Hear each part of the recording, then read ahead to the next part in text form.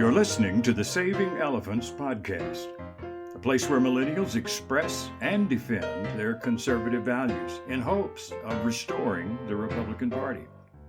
Join us as we reignite conservatism for millennials.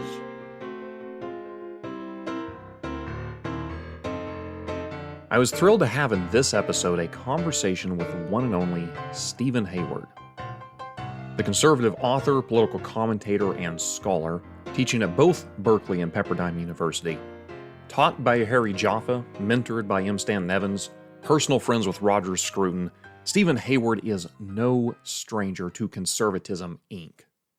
And he's a wealth of knowledge when it comes to the history of conservatism. So I'm going to forewarn the listener, this episode gets really nerdy in a hurry. We talk about some of the eccentric characters that shape the modern conservative movement.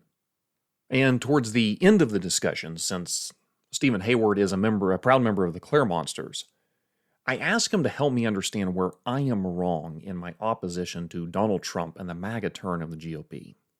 We cover a lot of ground, so I'm just going to get right into it. Here I give you my conversation with Stephen Hayward. You're listening to the Saving Elephants Show. I am going to begin with what I will admit is an unfairly broad, vague question, and that is just, in your view, what is conservatism? Well, have you heard the famous definition of Richard Weaver that William F. Buckley liked to use to torture people? Do you know that story? I know the story. I don't remember the definition. Yeah. Well, the line is, I'll give you a sensible answer in a minute, but one reason it's hard is that Richard Weaver, whose great book, Ideas Have Consequences, is more often cited than read. He once said, I have to laugh already, conservatism is a paradigm of essences towards which the phenomenology of the world is held in continuing approximation, which is helpful to absolutely no ordinary human being, right? I do recall Buckley said that was as close to an exact approximation of the term as he could ever, you couldn't improve upon that. Right, yeah. So my more common sense, accessible version of what amounts to almost the same thing is conservatism, I think, is the search for the unchanging ground of changing experience. I mean, Russell Kirk had a pretty good phrase for this. He talked about the permanent things. So what are the permanent things? Well, human nature is the main one, I think. Custom changes. Our clothing styles change, our musical styles change, our tastes in literature change. But fundamental human nature does not. We're rational creatures. We have, I think, a bent toward the transcendent, or trying to discover what is transcendent about our existence and the meaning of the universe and so forth. Philosophy consists in many cases of the important questions that it is difficult or maybe impossible to answer completely. So that's why, we're sort of always at sea. The unchanging ground, what doesn't change is human nature, the endurance of institutions like the family. Law is important. The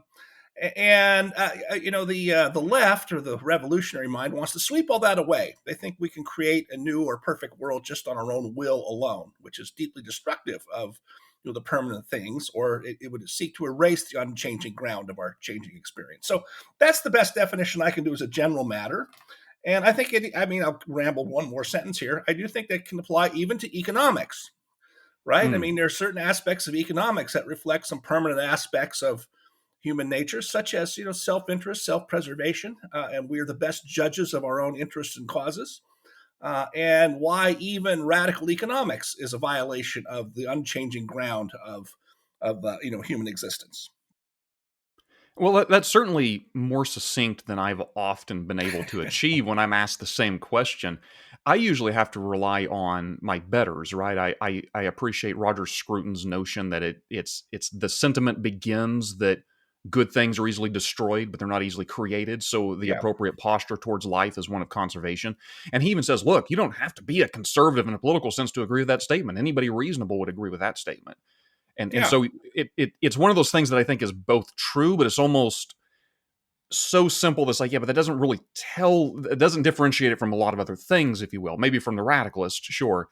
And I, borrowing maybe from Russell Kirk, this whole notion of it's the negation of ideology. I know he didn't invent that term, but the negation of ideology. And of course, you can only go so far there too, because, was it Thomas Sowell or somebody comes up, well, you have to have an ideology to combat an ideology. And And I think in the sense Kirk meant it, I think he was correct.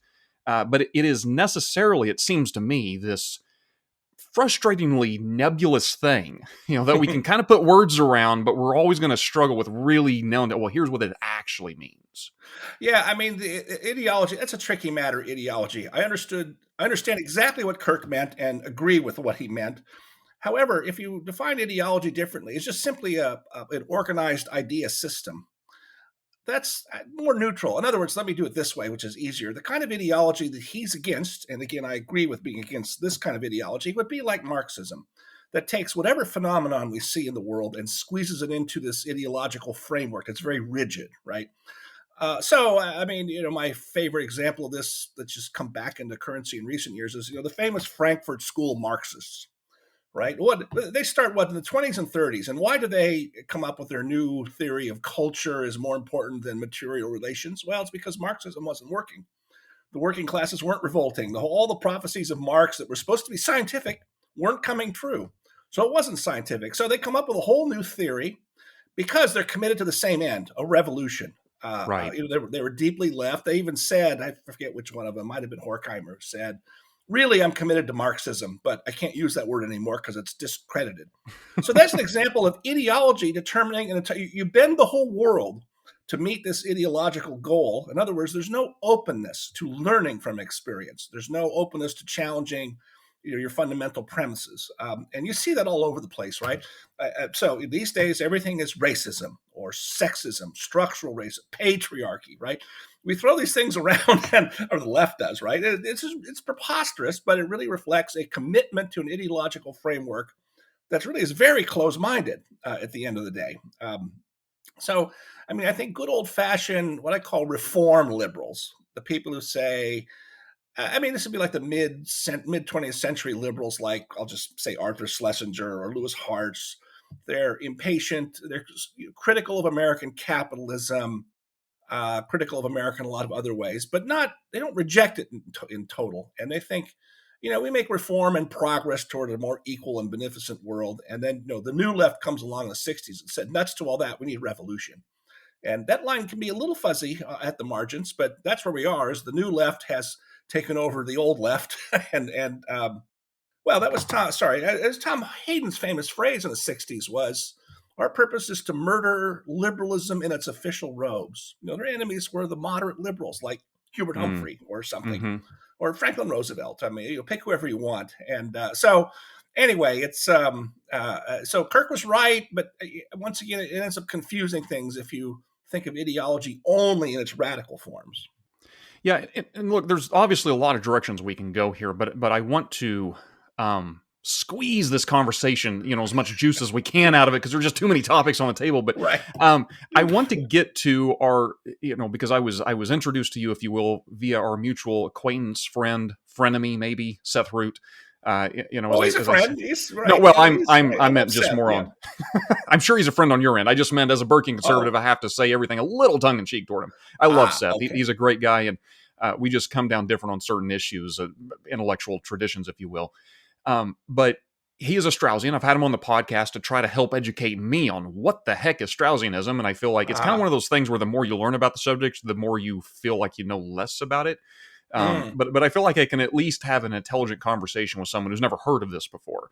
And I think from time to time, it's, my due diligence as a Burking conservative is to occasionally pull back on the Straussian string and say, hey, there's this other, I don't want to say it's another strand of conservatism, because I think there's a lot of interweavings between the two. But maybe a different, a different river that flows into the same lake, if you will. And so I'm just wondering, are you, well, let me just ask another unfair, vague question. What is Straussianism? Oh boy, that's a big one. Well, that one's probably worse than what is conservatism. Well, that really is, because Strauss might or might not, if he was, well, he died in 1973. So let's put the timeline in, and he did his major work from the 30s to the early 70s, right up to the time he died. And he might resist being called a conservative if he was with us today. I'm not sure. Or he might have resisted it then. But most of the people who studied with him were conservative Democrats. And Strauss himself when he became an American citizen, voted for Adlai Stevenson in 1952. That was his first vote. So, okay, but that was true of most of his students who later went on to become, the leading conservative political philosophers in academia. So that shows you how much things have changed. I think there's three parts to it on the surface, and that, of course, is a loaded Straussian phrase, on the surface. But first of all, he had a preference for the ancients over the moderns. In other words, Plato, Aristotle, Cicero, the classical tradition, over modern political philosophy, starting with Machiavelli, Hobbes, and Locke. And there's a lot to unpack there. Secondly, he made a distinction between reason and revelation. What can be understood by human reason alone and what can only be known by faith. In other words, by trusting in the revealed word of God in our great revealed religions, especially Judaism and Christianity. But he didn't necessarily exclude Islam, curiously enough. And part of it was that you have to either be committed to be a philosopher, that's the rule of reason, or a theologian who accepts the authority of revealed religion. And you can't be both. I think he thought that Thomas Aquinas' attempt to synthesize the two was ultimately unsuccessful or couldn't actually work. And then the third thing is, and this is the most controversial part, is he believed the greatest philosophers often engaged in what he called esoteric writing or secret teachings. And he thought the main reason for this was, and this makes sense on the surface, is that for hundreds and hundreds of years, especially if you were a closet atheist or you did not agree with the dogmas of the church or the rabbinical order, you took a great risk for openly questioning those doctrines. So you would secretly teach about them, or you would be ironic and sort of hide your teaching to be accessible only to the most wise or careful reader. I mean, the modern example I give of this to make people understand what he's after is, I think there's some evidence this happened in the old Soviet Union, is, if you wanted to communicate some subversive liberal in the classical sense of the ideas in the Soviet Union, you might put it cleverly in the middle of a long, dense article that most people aren't reading very carefully. Or my favorite hypothetical example is, you might have an article that says, capitalism is terrible, it's oppressive, it's what they do in America.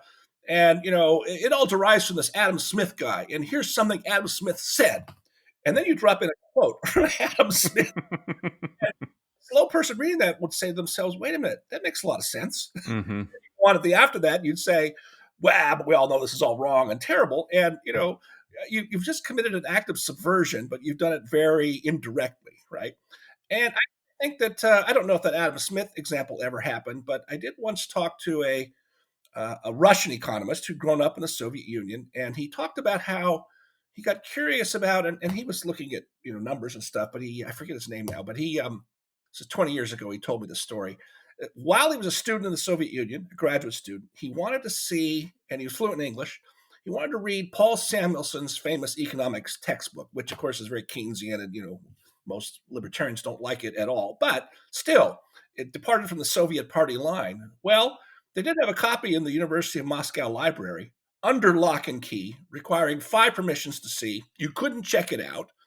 And he was curious to figure out how we did certain accounting measures for gross domestic product and some seemingly very technical things. But he said, as I'm reading through more of this, and the book's not all wrong, he said he came to realize why the Soviets kept it under lock and key, because it was subversive. And so, even before the Soviet Union collapsed, he was saying this is all wrong and trying to subvert the economic doctrines of the regime, which I think is interesting. So Strauss was onto all that and had very interesting interpretations of Machiavelli in particular, but some of the medieval authors. And then, the way he would read Plato in particular is very distinctive and quite controversial. Right. Yeah, and that's something that, as I had the conversation with Seth quite a while back about, is that it just seems like on the surface, there you go, another loaded term. Right. Obviously, that would have had to have happened in certain instances, right? Esoteric, it makes all the sense in the world. Why? I mean, heck, Socrates was killed for the things he said. Exactly. Right? It would make sense why certain individuals would want to write in a way that's not going to get them in deep trouble with the authorities. I think it also, though, necessarily creates a sort of facade where intellectuals can play around in, where they may be reading things that aren't there in the text. Oh, yes. Sorry. I didn't. No, you're right. Sorry. I'll jump all over that. I do think I think you see this in the domain of several methodologies, not just unique to the Straussians, is the second and third generation of people who come along. And because of the pressures in academia to be original, to find something new, you will often then go to second or third or fourth order torturing of the text, or in the case of economics, torturing the data. I see this a lot. And yeah, at that point, it becomes, too clever by several halves, right? So I think that is a problem. But I do think that, people say, oh, now, if someone's an atheist or questions the regime or wants to be a radical, that's today you don't need to write secretly. But I don't think that's true at all. And I mean, if you just think about the college campus today, and I'll tell you how I dealt with it some at my time as I put it, an inmate at Berkeley is, yeah, you can denounce capitalism all you want. You can be a proud atheist. But boy, if you question the gender ideology, you get in a whole heap of trouble in a hurry. So what I used to do in class is I wouldn't actually address the topic directly, but I'd find a way of bringing up that line of Lincoln's from his debates with Douglas.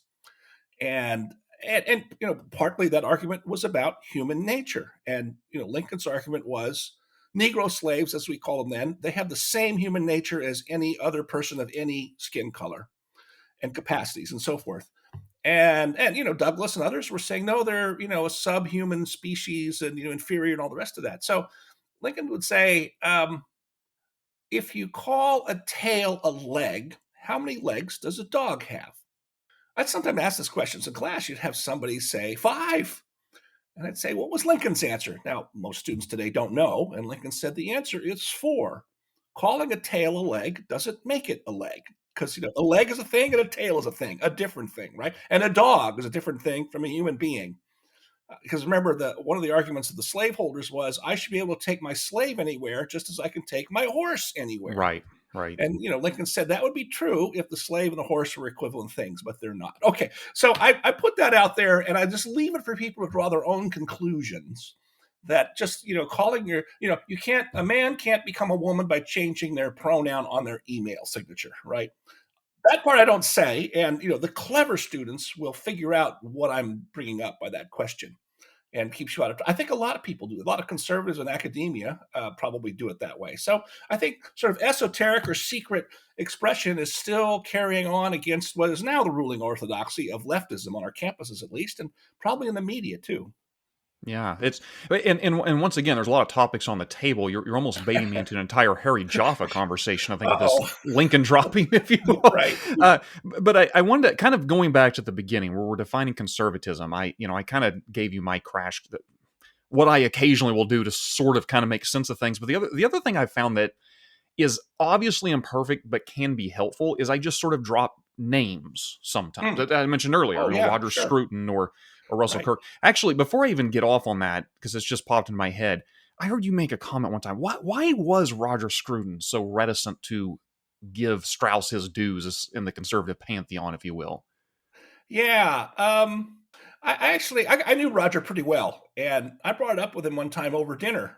By the way, he was wonderful to argue with. I mean, he never got upset if you disagreed with him, or, he never raised his voice. It never got acrimonious or tense.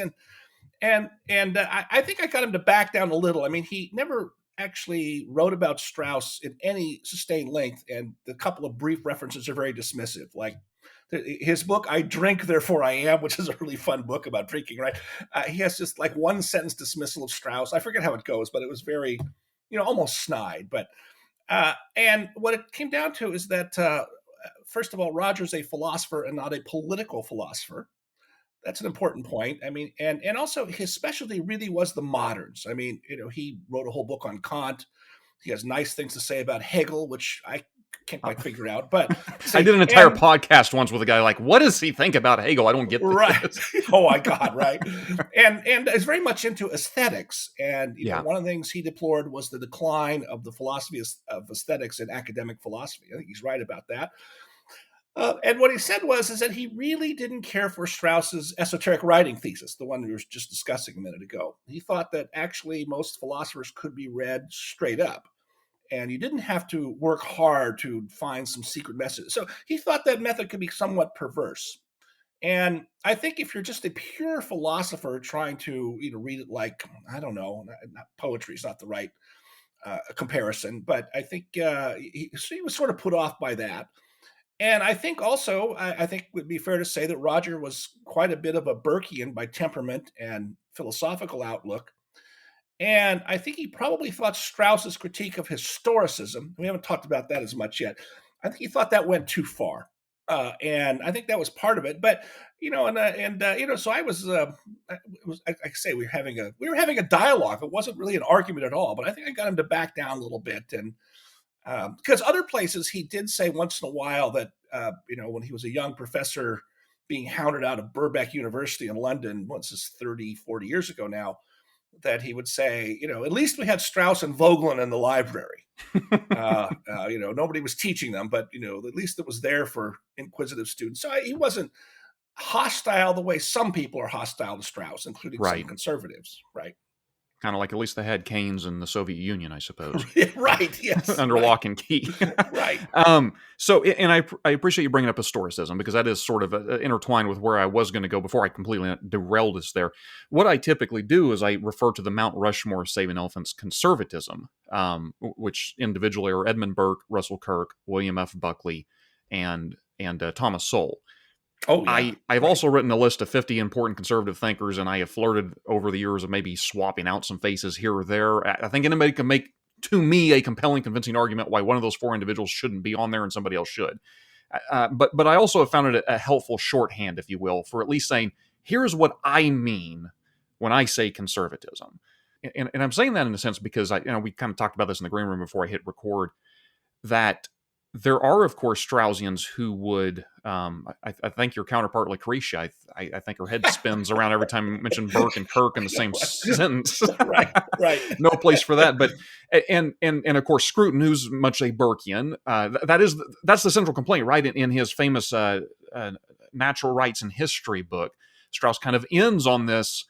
And look, I'll be the first to admit, I've read that thing. I could probably read it 6 or 7 more times, and I'm not going to pretend like I completely understand what he's saying. But I get that it's a less than warm reception of Burke's ideas, and almost opening the door to this notion that because Burke wedded so many things outside of abstractions, out of being concrete examples, that he's guilty of historicism, which is what we fight in the modern era. That he's kind of this broader line of maybe Machiavelli, maybe Locke, maybe Rousseau, even, God forbid. That everything becomes sort of rooted to your history. And as such, a lot of the excesses of the left we face today, rather than Burke being the great antidote to it, was almost the unwitting, if you will, originator of these ideas. And so I'm coming to you then. How do you square this circle?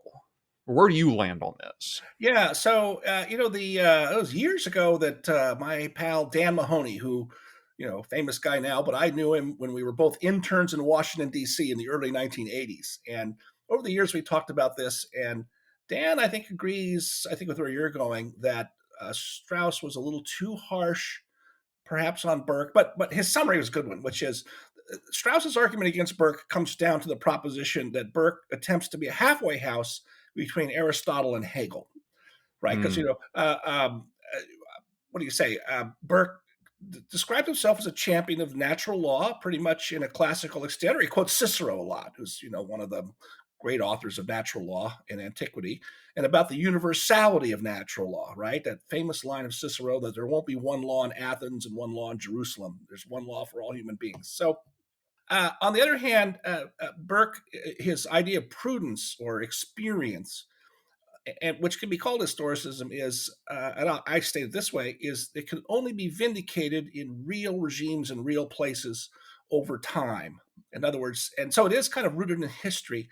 The way I've come at this lately is, and here I can invoke my great teacher, Harry Jaffa, is we like to invoke that second paragraph of the Declaration of Independence. We hold these truths to be self-evident and so forth.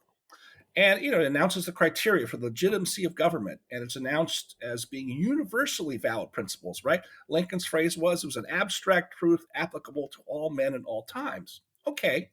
In other words, it declares the unity of the human family and the fundamental ground of just government. Okay, great.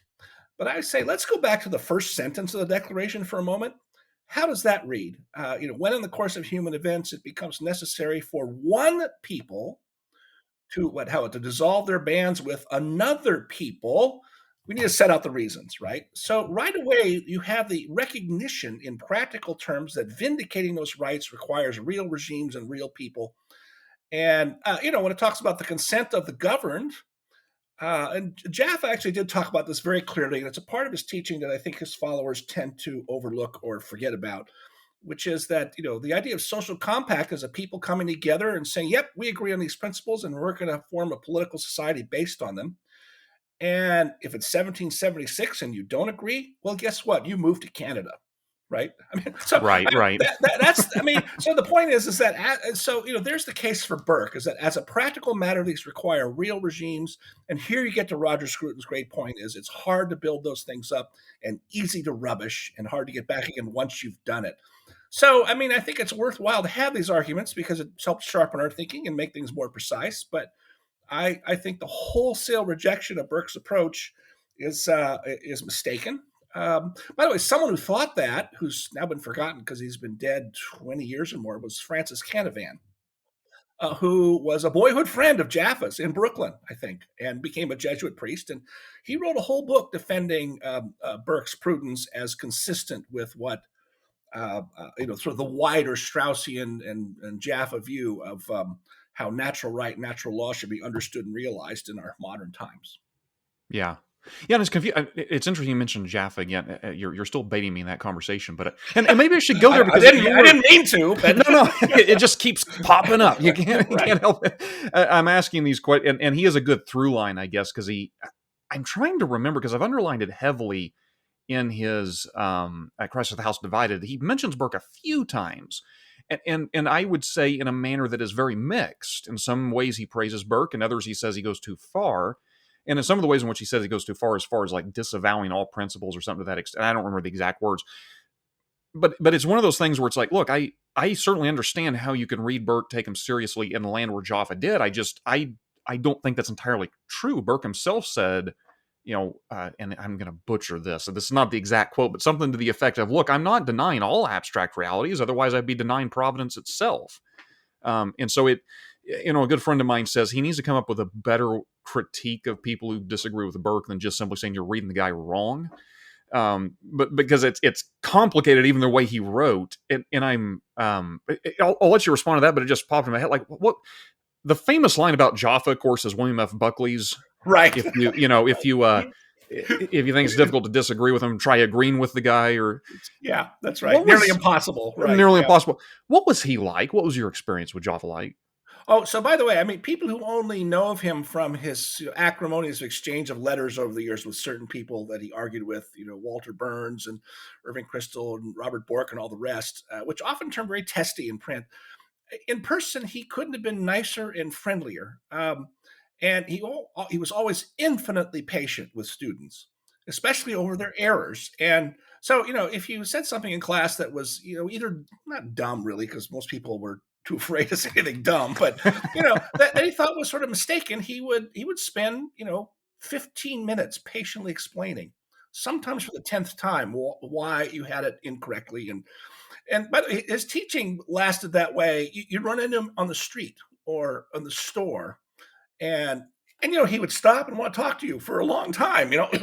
Sometimes I wanted to get somewhere, but he was always asking, "What are you reading? What are you doing?" Or at one point, and a bunch of us lived in a group house, he'd often call up, and there's so many times I wished I'd had a notepad by the phone because he just wanted to chat with students. And a typical conversation would be, "Did you see that stupid op-ed in the Los Angeles Times today?" And, yes, no, maybe, I don't know. And then he would go on and talk about what was wrong with it. And then he might even read you the first paragraph of the letter to the editor he was drafting. But a couple of times he'd give you these mini lectures and be done and say, darn, I should have taken notes on all that, right? So he was like that. And it was always a delight to be around. And that's why sometimes his 2.5-hour classes, which wouldn't have a break in the middle, would go by, you thought, really fast, and sometimes you would go into overtime because you didn't care. It was so good. So no, it was extraordinary, and it's really hard to convey it. And I know almost no other person I can think of who is quite like that. There's a few. I think Alan Bloom could be quite captivating in the classroom, and Walter Burns had that reputation at Cornell when he was a young professor there. But it was really quite extraordinary. And I always kind of regretted that. And actually, if you read his letters carefully, he would put in these personal jabs that I thought were unnecessary. Mm. But I think a lot of the people he was arguing with took them too personally when he didn't really mean them that personally. Yeah, there are one of the things I have discovered much to my delight in doing these podcasts is there's so many individuals I wished I could have met. Frank Meyer, Wilmore Kendall. I mean, they sound like, even if you disagree with their politics, they just sound like complete characters. You'd never believe it unless you got a chance to meet them. One of those, for different reasons, obviously, as a character, is we're coming up, of course, on the centennial celebration of William F. Buckley. And he is the third individual, I guess, if you will, in the Mount Rushmore of saving elephants conservatism. I don't agree with Buckley on all things. I certainly think, especially his younger years, he got some things wrong or wrong adjacent with civil rights, with America Firstism, if you will, with his getting too, even though to his great credit, in a lot of ways he shed the more radical elements that were clinging to the conservative movement, but he kind of hung around him for a little too long for my taste. All that being said, I put Buckley on that Mount Rushmore conservatism because I personally feel like you cannot understand American movement conservatism without, or to put it another way, I don't know of any other individual who is more central to American conservatism and what we even think of as a conservative today. Is that would you go that far, or is that or is it more of a mix of no, he's important, but there's 3 or 4 other people that would maybe supersede him? Well, no, I think you're right. Actually, let's sort of connect him with Burke for a moment.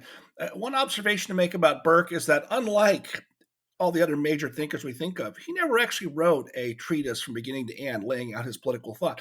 All the stuff we read of Burke, especially his reflections, I mean, maybe understood that would be a published document, but it was a long letter to a friend, right? Which is, by the way, probably why we still argue about this even to this day. What Yeah. did the guy actually think? Yeah, and he was a practicing politician. He may not have actually known, if you pressed him, if you did drop Leo Strauss in a room with him and press him on the matter, who knows what he would have come up with. Unlike, say, Adam Smith, who did write long treatises, not just The Wealth of Nations that he's most famous for, but his, Theory of Moral Sentiments, his long lectures on jurisprudence, and so forth. And so in the case of Buckley, you see something similar. He's known for this huge volume of writings, mostly columns on current issues of the day, but often, delving into, matters that connected to his Catholic faith, but also to his essential, you might say, Russell Kirk-style regard for tradition and antiquity and permanent things. But as we know, we noticed before the Tannenhouse biography that's just out, and one of the failures, I think, of Tannenhouse's book is that he doesn't go very far in exploring, Buckley's failure to write the big book. Buckley very early on wanted to write a big book that would be his contribution to political thought. And he tried several chapters and apparently it was just a mess, and he abandoned the project. And aside from being a play on the famous Ortega book, Revolt of the Masses, we don't really know what ideas he was playing with. Apparently there's no manuscript survives, or I think Tannenhouse or somebody would have found it. Tannenhouse apparently never, as many interviews with Buckley, never asked him to explain it. Instead, Buckley turned back to just being more of a polemicist, which I don't mean as an insult at all, and then writing novels and, sailing books and all the other things he did that are great fun. So in a certain way, you can credit the other part of Tannenhouse's argument is that Buckley was the great movement builder. He was eclectic or ecumenical, right? I mean, National Review was a big tent for everybody, almost everybody. Few people quit in dismay, but and only he, by his force of personality, could keep it all together. And so there really isn't anybody before him or after him quite like him. I mean, the one parallel I can kind of make, although I don't want to press it very far, is that Buckley made conservatism, cool and hip and funny, and showed that conservatives could play in the big leagues after being marginalized for decades as being a bunch of idiots or whatever. Right. And he makes possible. I mean, he was part of the Goldwater effort, but he kind of it's hard to imagine Ronald Reagan without Buckley. And then Right. there's no successor to Buckley, and the closest thing you could find to it for a new age was Rush Limbaugh, who kind of paves the way for Donald Trump in some ways, right? Right. Um, Right. and even Buckley said late in life that Limbaugh was in some ways his successor as a leader of conservatives with his broad audience, right, and style and wit and all the rest. And notice that there's no successor for Rush Limbaugh in media, right? Many have tried and nobody's close. He really was a genius at it. And So let me here let we me are. ask you then, because Buckley is Sam Tannenhouse has made several. I've heard him say this several times when he's asked why is there no William F. Buckley today. He's like, well, there was no William F. Buckley before he was born either. He was kind of unique to his time, Right. but that can mean one of two things. One could be he was such a truly unique individual, the only one who could have held the right together in that sense, or the latent conservative movement. It could also mean that he happened to exist in a time where this was even possible. I mean, maybe Buckley, if you're alive today, because we have social media and a plethora of ways of getting the media out there, that you just can't have this. So is it a combination of the two, or do you think it's one over the other? No, I think it's more the former. I do think, Buckley came around the right man for the right time because, you had what dominated discourse? Newspapers and magazines, and media was limited to the networks. And then, of course, he was a big star on PBS. Funny, we finally just defunded it here lately, but right. I mean, his show Firing Line did some of the best ratings that PBS had for all of its sort of obscure shows. And the other thing I've always thought was, I've already indicated the style of the person. As I put it, he had an accent that is unknown to any country or dialect I can think of. Right. And Right. that made him stand out right away. And, even people who are, and I should say that, the failure to write the big book was probably, in an ironic way, a benefit to him and the conservative movement. Because if he laid out a treatise that said, here's conservatism, and there's this and this and all the rest, I think you would have found people saying, "Well, that's not right." People wanting to quarrel with it, right? He was pretty libertarian in economics, but I think a lot of libertarians wouldn't have liked what he came up with, and I think he also, just a hunch on my part, I think he may have shrunk from asserting the core of his Catholic faith into his political thought. That's not to say he wasn't against abortion or anything like that. He was definitely on the side of Catholic social teaching in practical terms. But today we have this what goes by the integralist movement, right? Which are Right. these very sophisticated Catholics like Deneen and Adrian Vermeule and stuff, and they really are. I hesitate to call them theocrats or advocating theocracy, but they are pushing pretty hard that Catholic moral teaching ought to be more of a source of our positive law. And that's an uphill fight. I think this is again a practical matter. And if Buckley Certainly does not make for a big tent right, movement. it sure doesn't. And if Buckley had pushed that, I think he would have limited his appeal. Yeah, that's. Have you read Tannenhouse's book, by the way? I'm a I slow have. reader. I'm about Yeah. 20% through. Oh, you have finished. Okay, because what is your overall? I have heard mixed reviews from, say, conservatives. The most on point, I think, was Matthew Continetti talking about from the standpoint he thought that Tannenhouse, who himself admittedly is not a conservative, Tannenhouse, that he understood anti-communism extremely well, but not necessarily conservatism, and he thought maybe that was explain some of the deficits, if you will, in the otherwise what he praised as a good book. Yeah, I mean, let's see. I'll send you a link. I reviewed the book for the Civitas Outlook people at University of Texas, and Okay. so there's a wealth of detail here, but some fairly odd parts that Tannenhouse doesn't really get the conservative movement. A few of his judgments are, and the book's uneven. I mean, he goes in for, if you're 20% in, the next 30%, 40% is going to be similar, with long digressions into the civil rights era and civil rights activism. That was way more than you needed to make the points about Buckley and his family and all the rest of that. And it's like, why aren't you? You could strip all that out into a separate book. And then the oddest thing is, he gets up to 1980, and you're 850 pages in, and then he takes the story from 1980 to Buckley's death in 2007 in about 80 pages. He's just not interested in that decade. The book should have been, so you get to that point, you wish the book had been longer or 2 volumes. Mm-hmm. I have a hunch that he just got tired of the project, or the publisher said, we've been waiting 25 years, you need to get something done. Yeah. But I do have one quick story about Tannenhouse.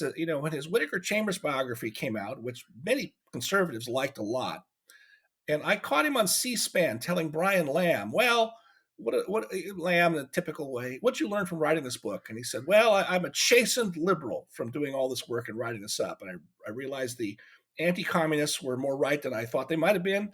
And the anti-communists, the people revolted against McCarthy and all the rest, were, pretty unsound. And actually, that part was the answer he gave, because then I saw him at a public event and I raised my hand. I got called on. I said, you describe yourself as chastened from writing the book. Could you say more about why and what? And that's when he gave the answer I just gave. He didn't give as much of that to Brian Lamb. But the interesting thing was I noticed he smiled that nervous kind of way and blushed a little bit. Because I think I was not asking this in any hostile way, but I think I, sort of caught him out on something that was a problem for him. Do you think you knew who you were? No, not at that time. I got to know him a little bit later, a few Okay. times. And we were on a couple of panels together in Washington 15 years ago I was on a panel for his book, The Death of Conservatism, which was a really bad book. Right. Anyway, so I kind of beat him up for that. But always a friendly guy. But I think the problem in that blush and his sort of halting explanation explains that, the left, the old joke is the only good conservative is a dead conservative for people on the left. And, Buckley, they go back and forth on Buckley. Well, he was urbane and witty, and he was friends with Norman Mailer and whatever the heck. But they still don't like him. And so the party line now on the left is, well, Buckley was pretty good, but he was bad on race, just like Republicans today. And I think Tannenhouse had to worry about protecting his left flank in writing the book. And that's why he obsesses with the civil rights question. And why he gives some aid and comfort. He also gives some exonerations to Buckley about this, which I think is good and decent and fair of him. But I think he wanted to give some succor to the leftists who want to blame Buckley and the conservative movement for the contemporary racism of America.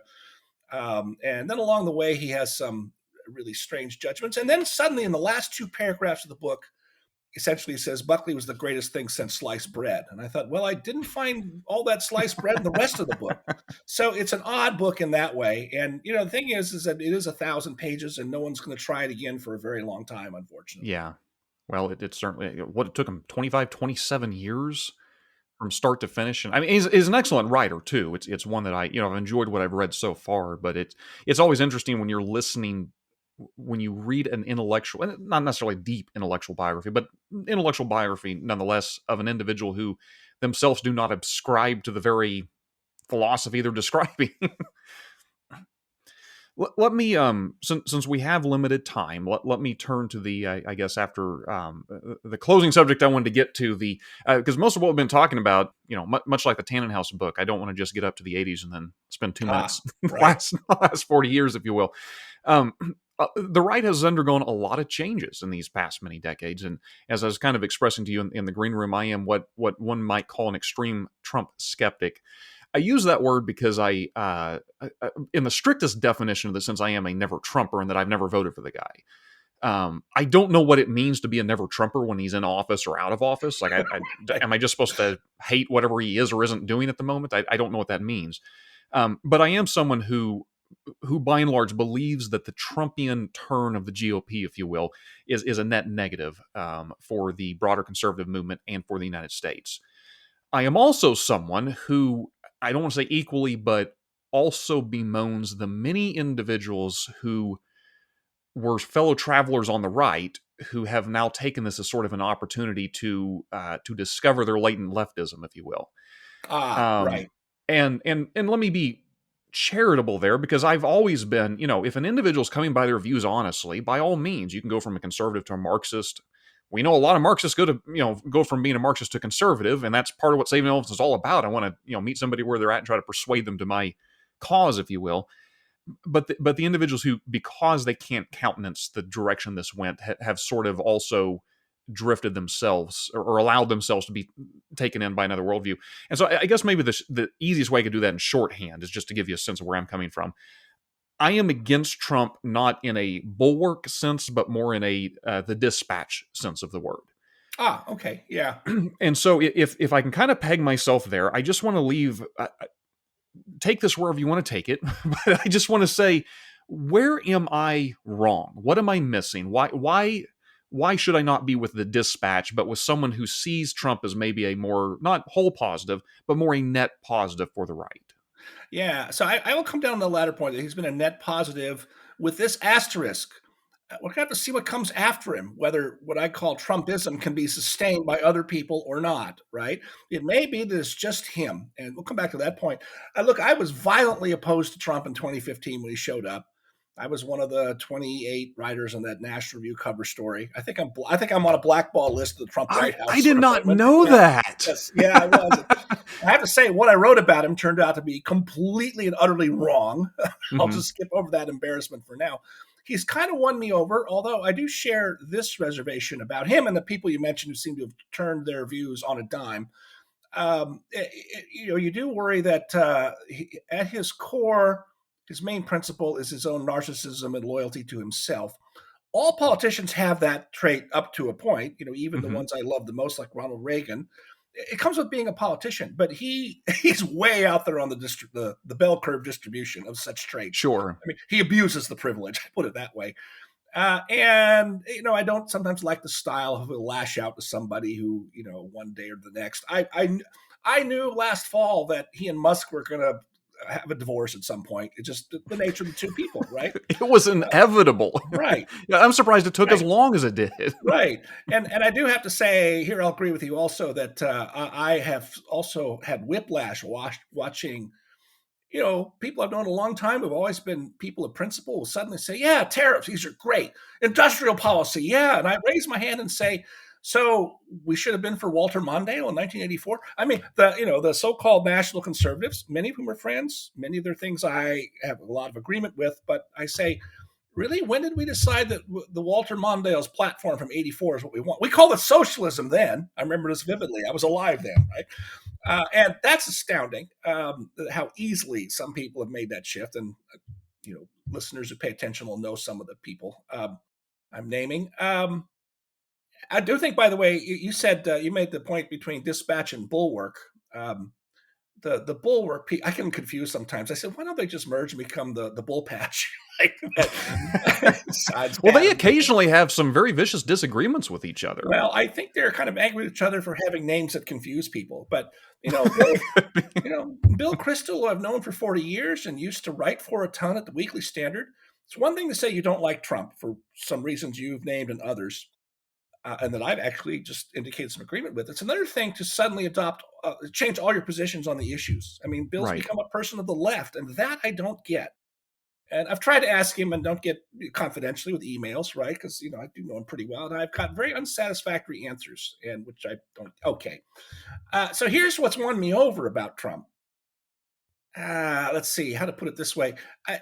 My joke in his first term is I'll be darned. He sold out to us. And by that, I mean, you had aside from the trade questions and some others, which we can go into if we want to bore listeners a lot, he had a pretty conservative administration, and he was pretty aggressive about things. Now, he was too slow on some things. In the second term, I'm convinced it just doesn't matter of observing a political statesman. He had those 4 years to reflect on how things went in his first term. And boy, are they so much more together in this term so far. And they've been fast and deliberate. There's not some of the fumbling around. There's some of the usual drama with Trump, but they're moving fast and deliberate, and they've got plans and they're executing. And just by the freak out of the left shows how, I think, effective he is being and his administration is being. And in particular, I don't quite know sometimes what Trump knows as an intellectual matter, but he seems to have instincts or somewhere in between. But he understands the problem of what, we Claremontsters have called the administrative state. And this very interesting interview he gave for the Spectator World about 6 or 8 weeks ago to Ben Domenech. He says, oh, yeah, Nixon says, that guy shouldn't have resigned. He should have toughed it out. His enemies were out to get him. And, yeah, Watergate was bad. I thought that's interesting. He actually perceived the fight that Nixon was trying to take on. And I don't think he's reflected much on Reagan, but, the Reagan, I think in one sentence, the experience of the Reagan years was the problem of bureaucratic government is a lot harder than they thought. They thought that they could just deregulate things and do some other things. And some of that made some progress, but they came away from that realizing, oh, the administrative state is dug in, or the deep state, some people like to say, which I think is not the best phrase, but it's easy. So it's dug in a lot deeper than we thought, and rooting it out is harder than we thought. And so, I mean, I sit back and say, yeah, I'll bet they're going to make a lot of mistakes. Some budget cuts will be bad. Certain other measures will be bad. But at this point, things are so comprehensively bad that there's no way, to use the old Marxist phrase, there's no way you're going to be able to make a new omelet without breaking a lot of eggs. And, a lot of stuff needs to get broken. And I like what I'm seeing. And so anyway, I think the guy's instincts, in other words, he's just got more guts and more stubbornness than any Republican president. I mean, we're used to the Bushes selling out on, inauguration day. We're tired of that. And so all of a sudden, Trump, he would have been our first choice. I was for DeSantis in the last election cycle. I think still think he'll be a great president if he succeeds to the office at some point. But Trump's really impressing me. So that's where I land on it. So and there's obviously a lot, like everything I've asked you, there's a lot there we can unpackage. And so I'm trying to replay the history in my mind up until 2016, because as I often say, you don't get a Trump unless there was something wrong in the GOP, right? And so if back on Earth 2.0, I wish Donald Trump had never been nominated the second time, certainly not the second time, but the first time either. But it's like, okay, so what? I don't think that means the solution then was Jeb Bush, right? Yeah. It's not in other words, it's not there was nothing wrong. There was no need for change. It's okay, well, what does that alternative path look like? And I know it's easy to just sort of drop names. I don't necessarily mean to, but I would prefer a Earth 2.0 be governed by a Mitch Daniels or maybe a Paul Ryan type. Right. Now, maybe that is a continuation of a Bush era. I know there was certainly the latent Tea Party movement seemed to be headed by your Ted Cruz type, say. I was not a fan of Ted Cruz because while I recognize, yes, he was a fighter, I also thought he was more a firebrand and an instigator of things, just being anti-establishment to a degree that, ironically, I think Trump had that in spades. And so it puts me in this weird position to where I'm against the establishment, but that doesn't mean I'm for everyone else who happens to be against it, in the same sense that I think you're correct that, Trump sees the problems with the administrative state. I think he sees the problems with immigration. I think these are all things that the American people, and maybe I could just say the right, to some, not all Americans, but the right was beating its head against the wall, trying to convince the Republican Party this is a problem we needed to change. And they were ignoring their constituents. And as a result, we end up not with someone who could possibly solve the issue, but someone who is able to. So maybe the easiest way I could express is this. I was never really a member of the Tea Party, but I was really interested in them when they started off. And one thing I noted, I felt this so strong in my bones. The Tea Party comes about during Barack Obama's administration, but I really think a lot of it was anger over the Bush administration. Yes. Right. It was a sort of, at last, here's someone we can be angry with, even though we're all kind of angry with Bush too. And then you end up with, Trump comes along and tells Jeb Bush to his face, 9/11 happened when your brother was president. He wasn't booed off the stage. It's like, wow, there's a lot of anger there. And I think I had mistaken the fervor of the Tea Party was a demand for return to limited government, when in reality, I think what it was an anger against the establishment. Yeah, I'm angry with the establishment. Don't get me wrong. I do not like the establishment. I think they failed us. But I don't think that means just tearing apart the establishment is all I want. I actually wanted a more Reagan-esque, Mitch Daniels, if you will, type administration. Yeah. Okay. So let me restate the problem this way. Well, first of all, I'll just stipulate this, and you can't do counterfactuals. But if you hadn't had Trump in 2016, we probably would have been stuck with Jeb Bush. We would have had a third Bush administration with the same kind of results, which would be good in some I even areas. say, I don't know if you'd agree or not, but I think if we never had a Barack Obama, we probably would have never had a Donald Trump. In other words, had McCain or Romney defeated him, I think there wouldn't have been this sense that we're losing all the time. We wouldn't have needed this guy that's always fighting.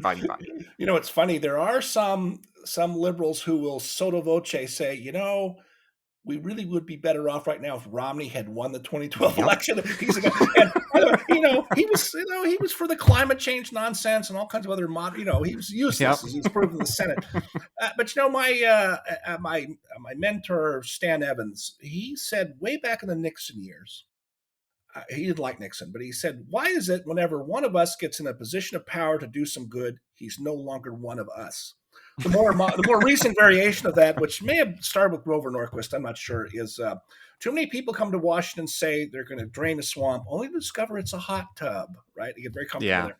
So the problem with this is actually partly true of the Reagan administration, is too many people come to Washington, and then maybe conventional conservative Republicans. Mitch Daniels is an exception to this, and we talk about him some other time, maybe, because I would love to have been for him to have been president too. But too many conventional ones come and they get swallowed up by the bureaucracies. It's like the Yes Minister series or Yes Prime Minister. They're easily bamboozled. And in the Reagan years, again, I've studied that so carefully, you can really tell the difference between the people who are true blue Reaganites and had a bad attitude, as I put it. They came in wanting to really smash China and make big changes. In other words, they had a bad attitude. Whereas conventional Republicans, that would be Elizabeth Dole, who was transportation secretary, they come in, they're very conventional Republicans. And, Reagan himself perceived this problem, and it's a long story about why he did or didn't do different things. But he would say, there's certain people who want to make a fight with the bureaucrats and certain people who don't. Okay, so what you got from Bush was that problem much worse. In fact, when George H.W. Bush became president, that transition, moving in place of the Reagan people, was more hostile than a transition between two different parties. And the Bush people said, no, wait a minute, we appointees of Bush, we have mortgages, we don't have ideologies. They're much career patterns. And, I could go on for a rant for an hour on Bush's appointees and some of his decisions. And George W. Bush was a little better, but had some of the same problems. So now we come to Trump. Most of the people he's appointing have really bad attitudes, and this is the way I like, right? And, some of them are, completely crazy. I mean, RFK Jr., one of my jokes these days is only Trump could make Democrats hate a Kennedy, right? Right? And, I mean, what a crazy appointment he is. But other appointments, I think, are just fabulous. We'll see. And, the media and the left are after them, and some of them are probably going to get taken out fairly or unfairly, like, Attorney General Bondi's in a whole heap of trouble, maybe.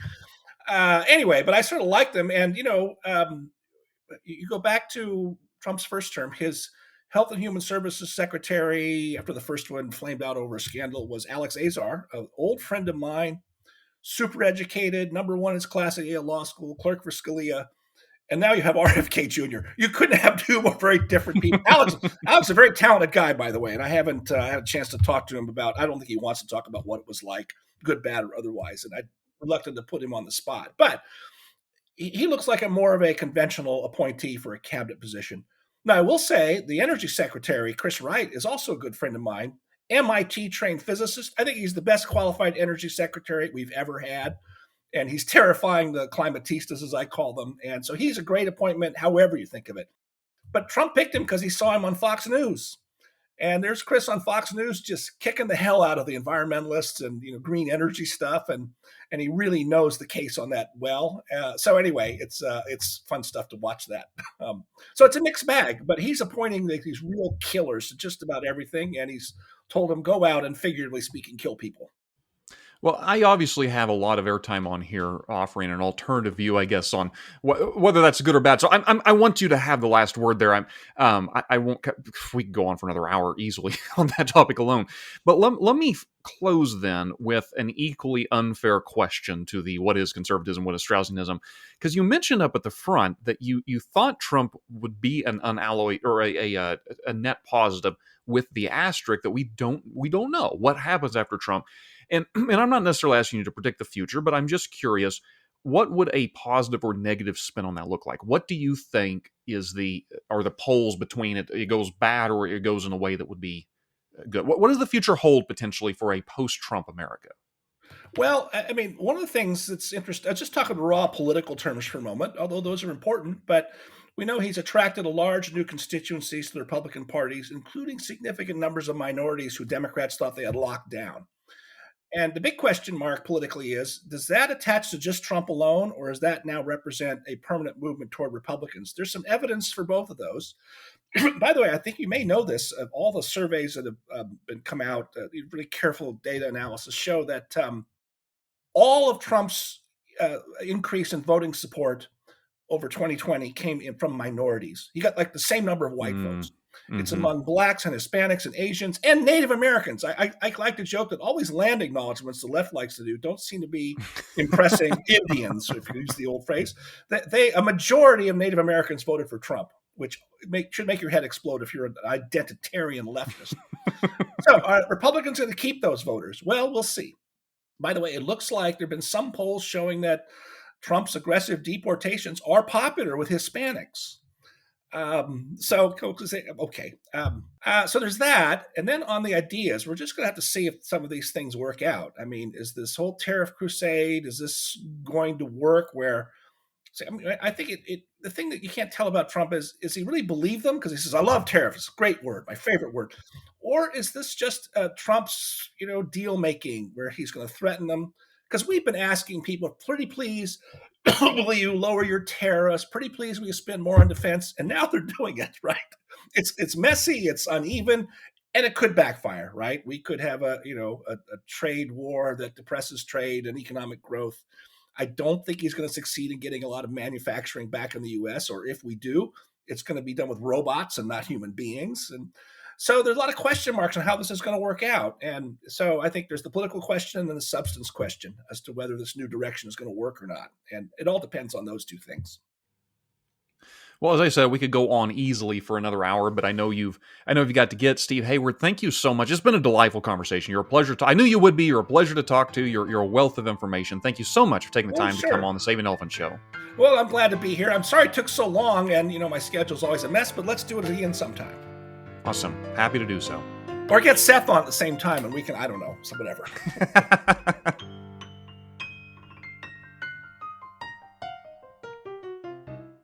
Thanks for listening to the Saving Elephants podcast. Be sure and subscribe for future episodes. Do you have a topic or question about conservatism, millennials, the Republican Party, or anything else that you'd like us to cover in a future podcast? We would love to hear from you. Email us at savingelefantsblog@gmail.com. That is savingelefantsblog@gmail.com. You can find us on Facebook, Twitter, and catch our weekly Friday blog posts at savingelefantsblog.com. That is savingelefantsblog.com. Join us next time as we reignite conservatism for millennials.